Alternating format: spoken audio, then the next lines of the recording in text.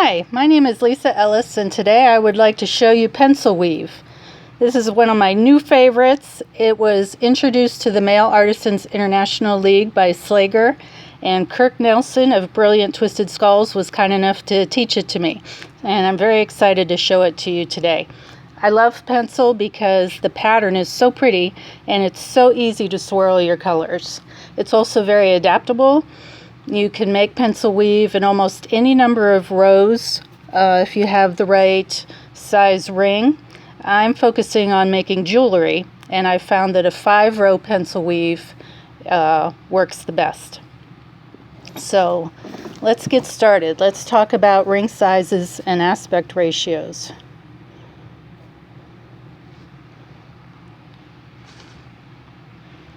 Okay, of the commercially available rings in 18 SWG, these are 1/4-inch rings, and these are 9/32. You can see with the 1/4-inch rings, the pattern is more distinct, a little looser with the 9/32. The 9/32 is much more flexible, so we'll have a smoother drape. The 1/4-inch would still make a necklace, but would probably be more like a torque style, which is also very pretty. What are the aspect ratios here? For the 18 SWG 9/32, the aspect ratio is 5.85. For the 18 SWG 1/4-inch, the aspect ratio is 5.21. I'm going to focus on the 9/32 because I like the drape quite a bit. So let's get started. You're going to need, I measured this mandrel, it's about 5 millimeters. You could go a little smaller, I wouldn't go bigger. It needs to be of a size that the rings can fit around it without forcing them, but not so loose that they hang all over each other. So this is 5 millimeters, and like I said, I'm using 18 SWG 9/32 rings.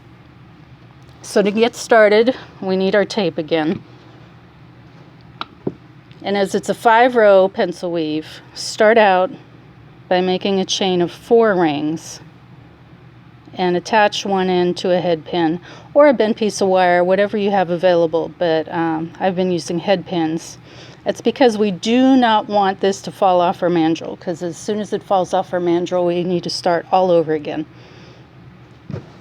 So take your rings, start about a good distance away from the end to give yourself room to work where it's nice and stable, and tape your head pin onto your mandrel securely.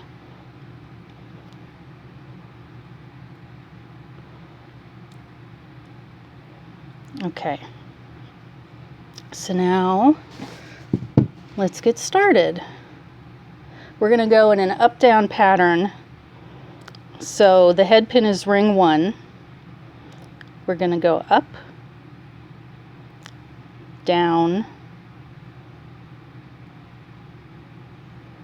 up. Don't worry if they, just keep track of your current ring. If the other ones flop around, don't worry about that yet. So up, and now we're going to put in a funny ring. Oh, I didn't have my pliers in my hands. I'll hold that in place. Nah, I'll have to start it again. I forgot to open my ring. Okay, your head pin ring is in the starting position. From there we go up, down,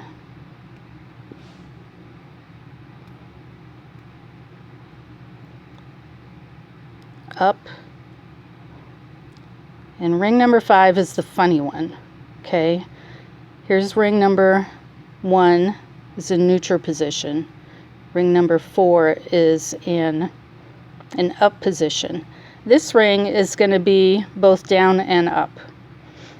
I'll show you what I mean. Go under the left side of the first ring and go under from the inside, the right side of ring 4. So you can see that from the perspective of ring 4, it's going down. From the perspective of ring 1, it's going up. Let me close that and show you again. Now, as you're closing this, your rings are going to flop out of position, but don't worry about that. As long as what we're aiming to get was ring number 5 in the right position. Getting tape again. I think we can get rid of that. Okay. Ring 1 with the head pin in neutral position. Go up, down, up, and ring number 5 is both down and up. Now, take these in your fingers. They're all held in the right position now. And get your tape and tape it down very tightly. Don't worry if you're covering up the rings, because you can always poke your new rings through the tape.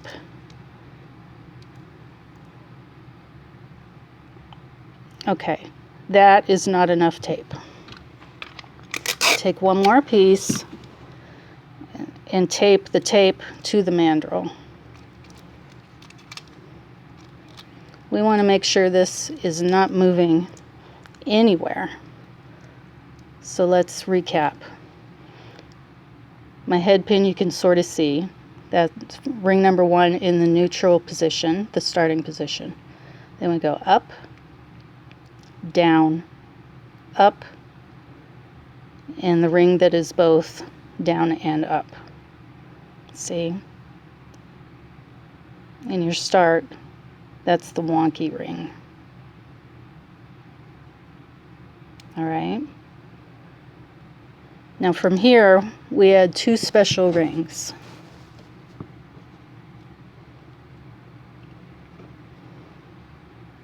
The rings that are in the down position, which I would call your head pin ring, ring 1, and ring 3, are treated specially at this point. Okay, this is ring 3. At this 2-ring intersection,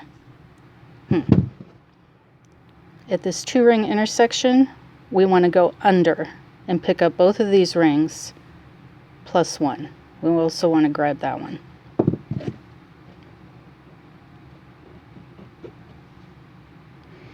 You notice I'm going to have to go through the tape.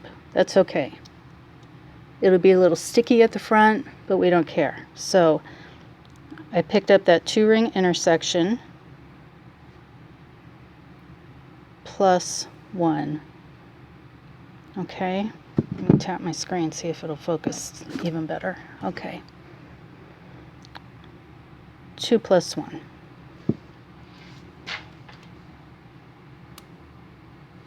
All right, at our head pin ring, we're going to do the same thing. Here's my head pin, that's ring number 1. We're going to pick up 2, going right through that tape.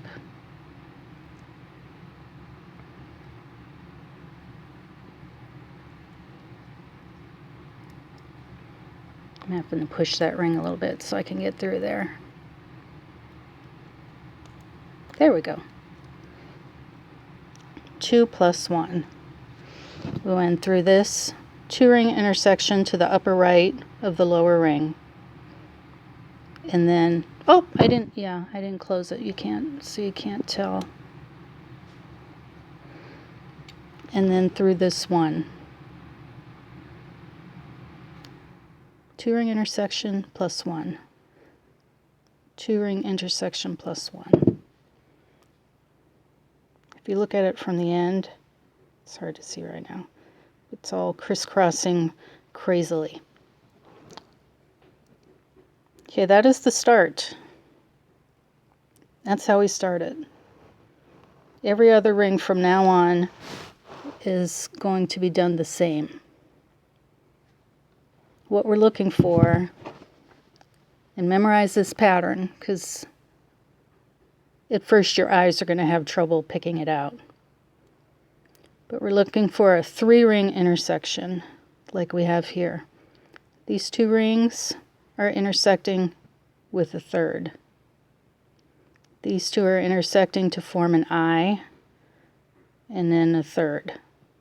We're going to go under all three of those, pick them all up. Before we picked up 2, now we're picking up 3 plus 1.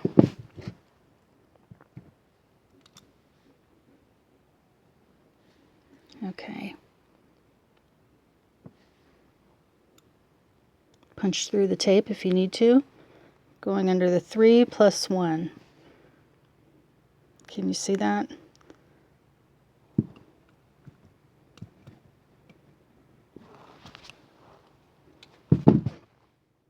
Okay.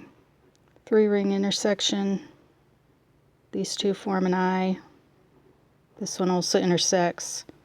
You're going through the eye and under this ring. So you're picking up all 3 of these rings plus 1.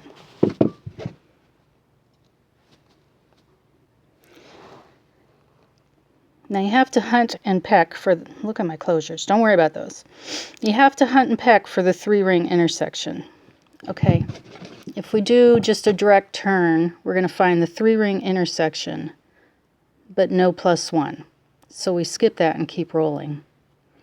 This is a 2-ring intersection plus 1. We skip that and keep rolling. Oh, I was wrong. I just had to look lower. Here is our 3-ring intersection. 2 rings forming an eye, a 3rd ring. That's our 3-ring intersection.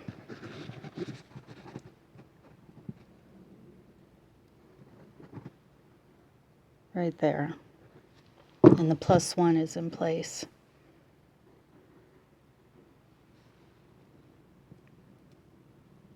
So 3 rings,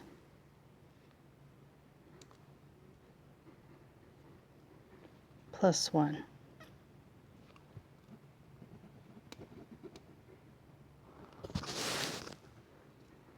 And we're just going to keep looking for that configuration. You can see it right there. 3-ring intersection, plus 1. This is a really good view of it. 3-ring intersection, plus 1.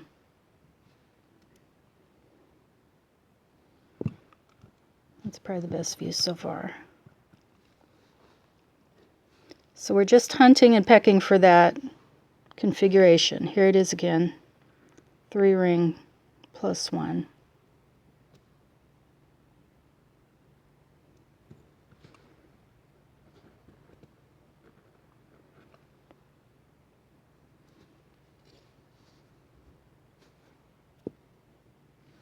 Here we have the 3-ring intersection, but there's not a plus 1 yet.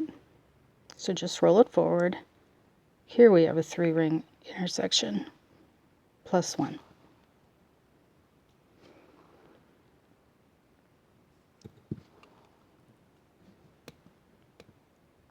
So this is the move we're making the entire length of your work. So you can see how easy it is once you can recognize the 3-ring intersection. There it is, and the plus 1 is in place.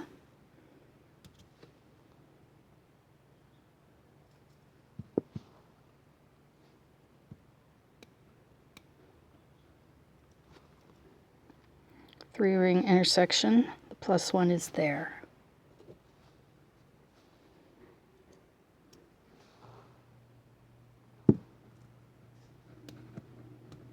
You see, the farther you get away from your tape, the easier it is.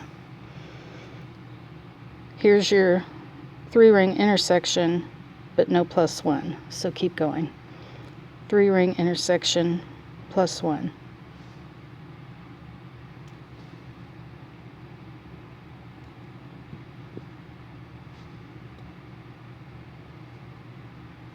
I'm just going to keep doing this for a while. Hopefully you'll start recognizing it. 3 rings, plus 1. It helps to be around this dowel. That's why I taped the start so far down, because it helps to be against the dowel. It makes those intersections pop right out. So you can see that one right there. 3 rings, plus 1. If you're ever confused, you're having trouble identifying that pattern, if you look down your dowel and look for the low spot, which would be right here, oops, right here, there'll always be an intersection there waiting for you. So 3 plus 1. So if you're really having trouble identifying, just always look down the barrel and go for the low spot.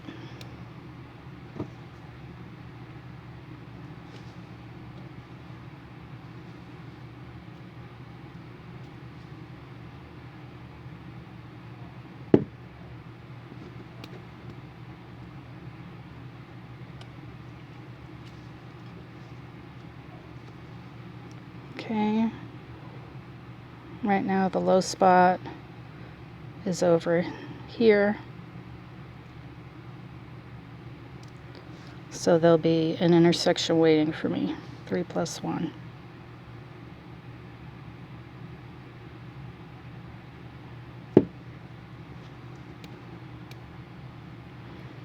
So that's all we do until you gain some length. Eventually you're going to work off the end of your dowel, in which case, and you'll be able to untape your tapes. But if it starts like puddling on you and you're having trouble finding your 3-ring intersections, just put it back on the dowel and work on it like this. All right. So now let's start talking about swirling colors. Now you can see, like I said, this is a 5-row pencil weave. You can see looking at the end that there's five rings there. That makes it a 5-row. On this pencil weave, 2 of my rows are green and 3 are silver. Now let me pick up my pliers again. It's really easy to keep track of your colors. Okay, here's a 3, oh, I can get up higher. Here's the 3 plus 1 intersection. You can't see it very well with the green, but there's a 3 plus 1 intersection, and I knew to add green because the previous ring in that row was green. See? So if you can do up to 5 colors, obviously, with 5 rows, and this row is green, so I know the next one to add is green. Okay. 3-ring intersection plus 1.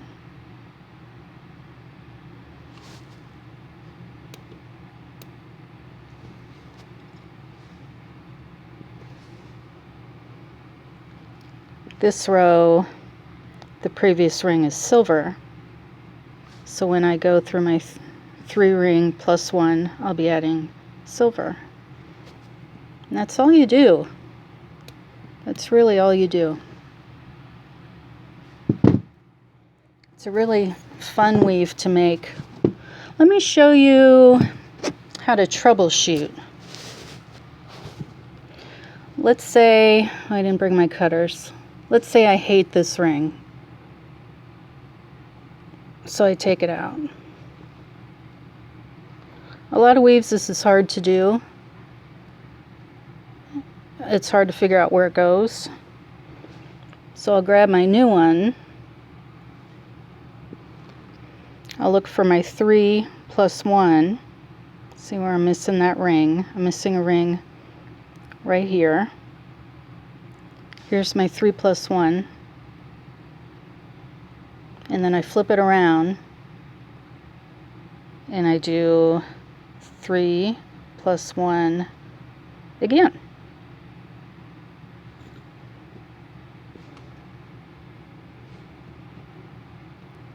All right, and there it is, all fixed. Now that is good to know for if you're joining your pencil weave, because we're just looking for that 3-1, 3-1 pattern. It's pretty simple to join. So you can see that you can work off either end of your pencil weave because both of them look the same. So if you drop your work, you don't have to worry about getting confused about where to pick it up and start it again. All right, let me look at my sheet. Oh yeah, we've talked about swirls. We've talked about swirls and how fun that is. Here's one I just like to share because it's so fun. I didn't follow the swirls at all, and I was going for a leopard look. And I think I did it. So you can go with other patterns. Obviously make it all solid. So that's kind of fun. Let me talk about how I was trying to make a bracelet.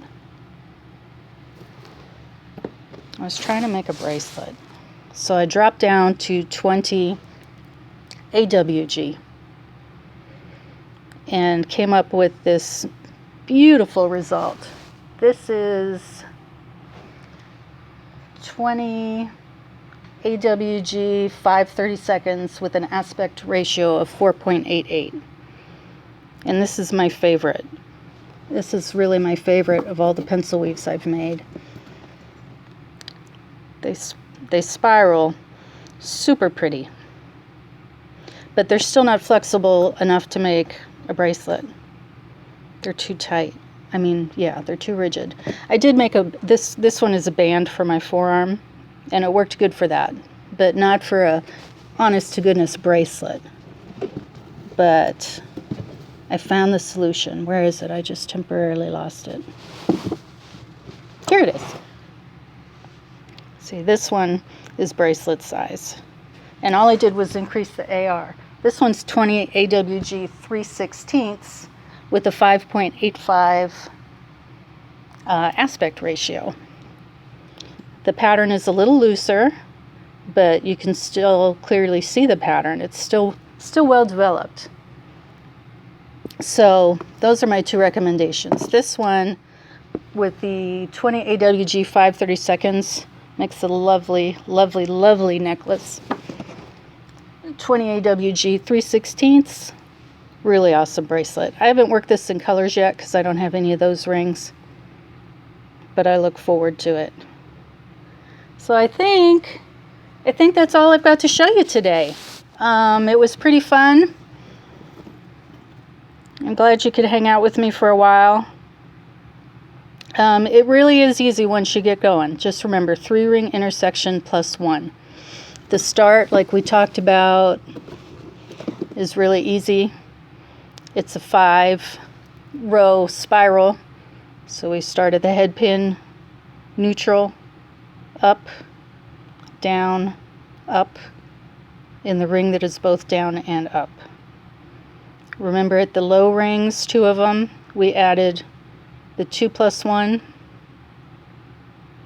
2-ring intersection plus 1, and from there on out it was always 3-ring intersection plus 1, 3-ring intersection plus 1, 3-ring intersection plus 1. So there it is. You're really going to like this one. Let me know if you have any feedback. I hope this was clear for you, so I know you're really going to like making it. I have a little shop on Etsy if you'd like to contact me that way. And have a great day and happy mailing.